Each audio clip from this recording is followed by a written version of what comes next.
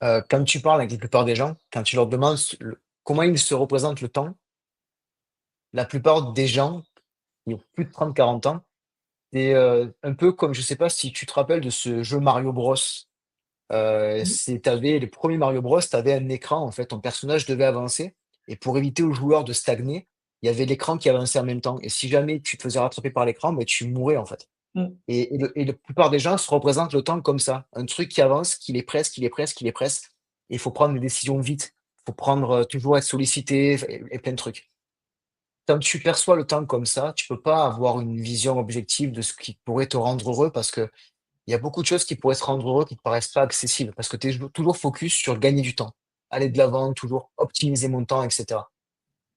Donc ce que j'explique, c'est que le temps, moi, je le perçois comme une ressource que tu projettes à l'avant. Le temps, pour moi, il n'est pas derrière, il est devant moi et ce temps-là, c'est une ressource qui est formidable parce qu'elle me permet de développer des choses.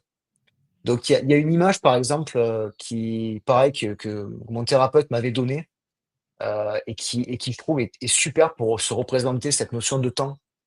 C'est la bourse, le système de bourse. Heu, Si tu joues à court terme en bourse et que tu passes, heu, tu vas sur ton site de bourse une fois tous les 10 ans pour regarder où en sont les actions, tu risques d'avoir des mauvaises surprises. Parce que le temps est passé et si tu as investi 10 ans avant et que tu comptais, toi, jouer à court terme, bah, tu risques d'avoir de mauvaises surprises. À l'inverse, si tu décides de miser sur le long terme et que tu passes toutes tes heures à regarder où en sont les actions, beh, tu peux avoir des fois une action qui fait que ça et si tu prends pas le recul pour voir qu'en fait l'action elle monte même en faisant ça, et ben en fait tu te fais des sueurs froides toute ta vie, quoi. Mmh. Donc la vie, c'est une projection long terme. Donc parfois, il faut arrêter de regarder ce qui va pas au jour le jour.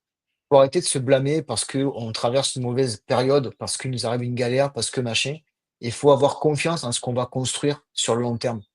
Et pour ça, il y a que le temps qui peut nous offrir cette chance-là. Donc le temps, c'est une ressource qui est précieuse, qui fait peur, qui est vertigineuse, mais qui est précieuse. Voilà, faut en avoir conscience. Le temps, c'est pour construire. C'est pas je mourrai dans pas longtemps ou non. Le temps, c'est pour construire quelque chose. Voilà. Oh, ah, OK, got it.